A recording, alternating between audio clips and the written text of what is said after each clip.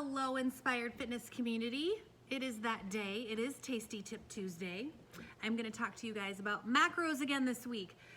Last week's video was also about macros, so I suggest that you tune into that. And how to do that is check out our YouTube channel, and please make sure to hit the subscribe button. We're really focused on building our free content right now so we can get our YouTube channel up and rocking. So the more you guys can subscribe, tell your friends about us, tell them to subscribe, the better. I post nutrition tips, we post free workouts of the day, I post classes, we have a couple free boot camps, a couple free yoga classes, so it's definitely worth being a part of and subscribing to, and there is, you know, it's just free, so why not, right? Okay, macros. So macros can be really overwhelming, but it doesn't have to be. Again, to recap a little bit from last week, your macros are simply the percentage of carbohydrates, proteins, and fat in your diet. That's it. That's what your macros are. Those three things: carbs, proteins, fats. That's it.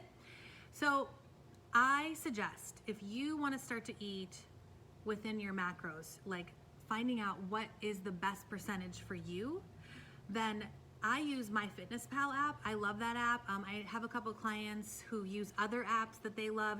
Just find an app that works the best for you. Most of them are super user friendly, but I will be speaking from the MyFitnessPal because that's what I use and it's what I'm most familiar with. So when you use MyFitnessPal, they will, and most other apps will automatically default you to a 50% carb, and they break up the rest between your fat and your protein. So the first week that you start to track your food, I always say don't change a thing. Literally, don't change a thing. If you eat a bag of chips and a candy bar every day, then scan the barcode on your chips and your candy bar and add it into your fitness app.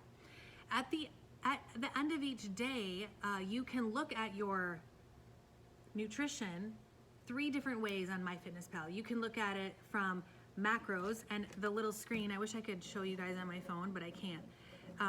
They make this little pie. They'll show you your macros in a pie chart. So it'll give you this little pie, and it'll say 50% from carbs, or 35% from protein and 35% from fat. Or maybe at the end of the day, your pie chart looks like this: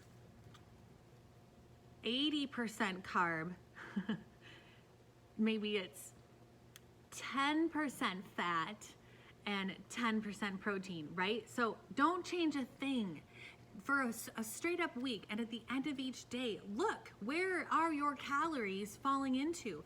And you'll be like, holy shit, look at all that. All right, and then start to adjust accordingly. Because when you know where you're coming from, that really is the only, you have to know where you're coming from in order to help get yourself where you want to go. So let's say right now you're currently at 60% carbohydrate and the rest is split between fat and protein. I am not suggesting that you up your caloric intake. I'm suggesting that you take a full scan of the full picture. What is your total caloric intake? Because let's say you're eating 4,000 calories a day and you want to lose some weight and you want to cut your calories. If you're eating 60 to 70% carbohydrates and you're eating 4,000 calories, then obviously if you were to decrease your percentage of carbohydrates and up your increase of protein and fat, you will naturally decrease your caloric intake. However, maybe you are a person, maybe you're still getting 60% carbs, but let's say you're getting not enough calories. Let's say you're only eating 800 to 1,200 calories a day, and that's nothing. You're eating like a bird, but you're still, the majority of your calories are coming from carbohydrates. I'm saying if they're a good source of carbohydrates, keep your carbs. Just eat more protein and more fat.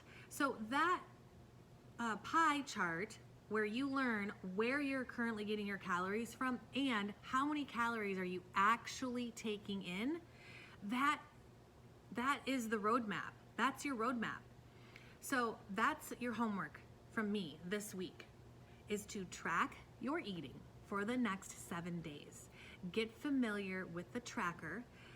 go through the ups and downs of how easy it is to use. Can you scan the barcode and get the, does it have a barcode scanner function? If it doesn't, then don't use that app because they should.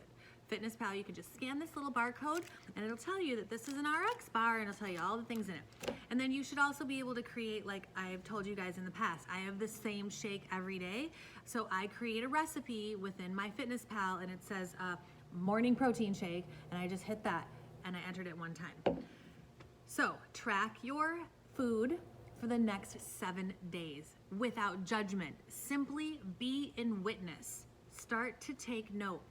Where are my calories coming from and how many calories am I actually eating every single day? And then at the end of the week, make your adjustments accordingly. Maybe you're eating like a fuck ton of calories. Maybe you're eating 4,000 to 5,000 calories a day and you didn't know it.